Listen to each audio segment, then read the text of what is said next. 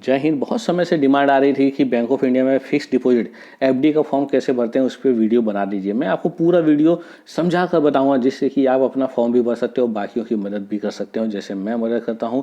आपको कोई भी किसी भी तरह की समस्या आती है बैंक ऑफ इंडिया से जुड़ी हुई, आप चैनल को सब्सक्राइब कर लीजिए, आपको समस्या का समाधान मिल जाएगा। फिर भी नहीं मिल पाता है, कमेंट करते हैं नहीं मिल पाता है, आप मुझे मेल कर सकते हैं। मेल आईडी मेरी दी हुई है अबाउट सेक्शन में, वहाँ जाइए, मेल आईडी पे मुझे मेल कीजिए, आपका जवाब जरूर दिया जाएगा, जरूर दिया जाएगा। ठीक है, आपको छोटी बड़ी समस्याओं के लिए, छोटी बड़ी बातों की जानकारी के लिए बैंक जाने की जरूरत नहीं है। आप अपना चप्पल घिसकर, साइकिल चलाकर, पेट्रोल चलाकर, गाड़ी चलाकर, पता नहीं कैसे कैसे जाते हो, अपना समय निकाल कर जाते हो। बहुत लंबी लाइन लगने के बाद जब बैंक अधिकारी के सामने आपका नंबर आता है, बैंक अधिकारी आपको बताते, लेकिन आपके जैसे ही उनका जवाब आता है, हमारे सामने और भी बहुत सारे प्रश्न आ जाते हैं, लेकिन हम पूछ नहीं पाते क्योंकि समय कम होता है। जी हाँ, आप जानते ही होंगे किस तरह से बैंक में मतलब समय के अभाव होता है, स्टाफ कम है, लेकिन फिर भी आपका सॉल्यूशन दिया जाता है, हमारा सॉल्यूशन दिया जाता है। इसीलिए बता रहा हूँ, अगर कोई भी समस्या आती है जरूर कमेंट बॉक्स में कमेंट करिए, मुझे बताइए, आपका समस्या का समाधान होगा। फिलहाल बात करते हैं एफडी का फॉर्म कैसे भरना है। चैनल को जरूर सब्सक्राइब कीजिए, वीडियो पूरा देखना। तो दोस्तों, ये रहा बैंक ऑफ इंडिया का फिक्स डिपॉजिट करने का फॉर्म। लंबा चौड़ा फॉर्म है, देख के घबराना नहीं है, बहुत ही आसान तरीके से आसान शब्दों में बताऊंगा। ठीक है, चलिए फटाफट शुरू करते हैं। ऊपर से शुरू करते हैं। सबसे पहले यहाँ पे लिखा है पैन नंबर। आपके पास पैन नंबर होना चाहिए, यहाँ पे पैन नंबर लिखना है। आपको पैन कार्ड की जेरोक्स नहीं देनी है, वो पहले ही आप दे चुके हैं। ठीक है, इसलिए बार बार देने की जरूरत नहीं है। बैंक में एक बार दे दो, वो केवाईसी कर देते हैं बैंक वाले, तो आपको बार बार देने की जरूरत नहीं है। अगर नहीं हुआ है केवाईसी, बैंक अधिकारी करना भूल गए, तो आपको देना पड़ेगा। मोबाइल नंबर जरूर लिखिए, सुंदर अक्षरों में, साफ अक्षरों में जरूर लिखिए। ठीक है, और जन्म तारीख अपना जरूर लिखिए यहाँ पे।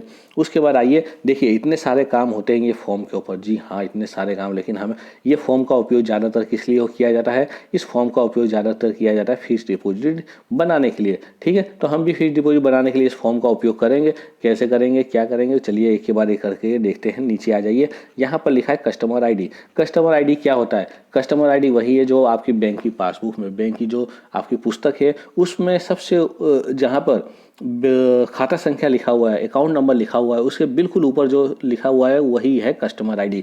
देखिए, बैंक अकाउंट की पासबुक खोलिए, उस पर लिखा हुआ है, वही देखकर नंबर यहाँ पे लिख दीजिए और ये अकाउंट नंबर लिख दीजिए। यहाँ पे जो आपका खाता संख्या है वो लिख दीजिए और यहाँ पर आपका जिस नाम से एफडी करनी है वो नाम लिख दीजिए। ये ध्यान रहे, ये अकाउंट नंबर, नाम और कस्टमर आईडी तीनों मैच होना चाहिए। मतलब जिस नाम से आप एफडी करना चाहते हो उसी का अकाउंट होना चाहिए, भले वो जॉइंट में हो, लेकिन अकाउंट नंबर ये उसी का होना चाहिए। क्लियर है? चलिए आगे बढ़ते हैं। सेकंड, अगर आप चाहते हो कि जॉइंट में नाम रखना है मुझे, मेरे साथ मेरी पत्नी का, या मेरे साथ मेरे पति का, मेरे दादा का, मेरे चाचा का, किसी का भी नाम जॉइंट में रखना चाहते हैं, तो नाम यहाँ पे उनका लिख दीजिए। जॉइंट अकाउंट होल्डर का नाम यहाँ पर लिख सकते हैं। क्लियर है? चलिए अब आगे ये वाला कॉलम देखिए, यहाँ पे है मैंडेट फॉर अकाउंट ऑपरेशन। अगर आप सिंगल में नाम करवा रहे हो तो यहाँ पे सिर्फ सिंगल पे टिक कर दीजिए, हो गया। अगर आप जॉइंट में अपना नाम भी रख रहे हैं, अपने परिवार में किसी और का भी नाम रख रहे हैं, तो आइदर और सवाइवर पर क्लिक कीजिए। मतलब दोनों में से कोई एक जाकर एफडी को बंद करवा सकता है, या दोनों में से कोई एक जाकर एफडी के पैसे ले सकता है, या फिर जॉइंटली बाय ऑल। अगर चाहते हो कि दोनों जाए तो ही हो, तो यहाँ पर जॉइंटली बाय ऑल पर क्लिक कीजिए। क्लियर है? चलिए अब आगे बढ़िए। यहाँ पे देखिए दोस्तों, लिखा हुआ है payment details transfer from saving. आप किस अकाउंट में आपका पैसा है जिसमें से आप एफडी करना चाहते हो, उस अकाउंट का नंबर यहाँ पर लिखिए। क्लियर है? खाता संख्या लिखिए। उसके बाद अगर आप चेक से खाता संख्या में से पैसे निकालने की अनुमति देना चाहते हैं तो यहाँ पे चेक नंबर जरूर लिखिए। उसके बाद यहाँ पर आता है कितने रुपए की एफडी करवाना चाहते हैं फिक्स डिपॉजिट, वो यहाँ पर लिखिए। कितने महीने के लिए, वो यहाँ लिखिए। कितना महीना, साल, क्या रेट ऑफ इंटरेस्ट है, वो सब के लिए मैं अलग से वीडियो बनाता रहता हूँ। आप जाइए, रेट ऑफ इंटरेस्ट क्या है, कितना जमा करने पर कितना मिलेगा, वो सब भी मैं बताता रहता हूँ। फिर भी आपको कोई समस्या है जरूर पूछिए कि कितना एफडी कितने करने पर क्या मिलेगा, मैं आपको जरूर बताऊंगा बिल्कुल सही तरीके से।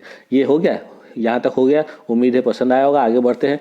अब देखिए दोस्तों, for term deposit statement required. Statement आपको किस तरह चाहिए? पेमेंट और यहाँ पे लिखा हुआ स्टेटमेंट रिक्वायर्ड, वो आपको स्टेटमेंट मिल जाएगा। उसमें स्टेटमेंट मतलब एक एफडी का फॉर्म देते हैं आपको, एफडी का फॉर्म नहीं, एफडी देते हैं, वही फिर स्टेटमेंट हो जाता है। और उसके बाद आप चाहते हैं, यहाँ पे देखिए दोस्तों, पेमेंट और मैच्योरिटी, आप क्या चाहते हो?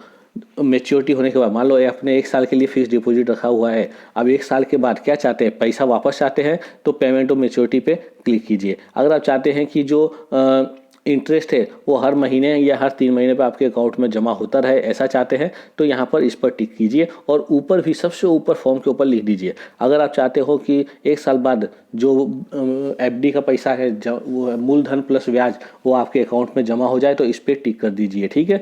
और आप चाहते हो कि डीडीओ पे ऑर्डर बने तो यहाँ पर टिक कर दीजिए। क्लियर है? चलिए अब नीचे आइए, इतना सारा क्लियर है। अब देखिए दोस्तों, मैच्योरिटी होने के बाद भी बहुत सारे ऑप्शन है।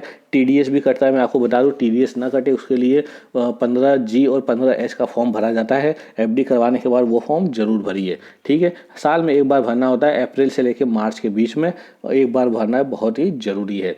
अब यहाँ पे आइए, आप चाहते हैं 1 साल के बाद, जी हाँ, आपने फिक्स डिपॉजिट 1 साल के लिए की हुई है, आप चाहते हो 1 साल के बाद रिन्यू हो जाए ऑटोमेटिकली, आपको बैंक जाना ना पड़े। और जो प्रिंसिपल अमाउंट है, ब्याज है जो आपका 1 लाख रुपया है प्लस उस पर जो ब्याज लगेगा वो दोनों मिलाकर फिर से उसी डेट से रिन्यू ऑटोमेटिकली हो जाए अगले साल, तो उसके लिए आपको यहाँ पर टिक करना है। आप चाहते हो कि सिर्फ और सिर्फ 1 लाख रुपये से रिन्यू हो, बाकी जो ब्याज है मेरे अकाउंट में जमा हो जाए, तो ये इस पर टिक करना है। आप चाहते हो कि प्रिंसिपल और जो ब्याज है दोनों मेरे अकाउंट में जमा हो जाए, तो इस पे टिक करना है। क्लियर है? चलिए, ये और ये वाला कॉलम है आरडी के लिए, ठीक है। इतना सब हो गया, ये आरडी के लिए कॉलम है। अगर आप रिकरिंग डिपॉजिट करना चाहते हैं इस पर क्लिक कर दीजिए, इस पर लिख दीजिए, आपका रिकरिंग हो जाएगा। उसके बाद ये लंबी चौड़ी शर्तें हैं, ये चाहो तो पढ़ सकते हो। और पढ़ने के बाद यहाँ पे सिग्नेचर जरूरी है। अगर सिंगल नाम से है तो सिंगल नाम वाला सिग्नेचर यहाँ चाहिए, जॉइंट नाम से है तो दोनों की सिग्नेचर यहाँ चाहिए। रुकिए अभी फॉर्म पूरा नहीं हुआ, मेन मुद्दा बाकी ही है।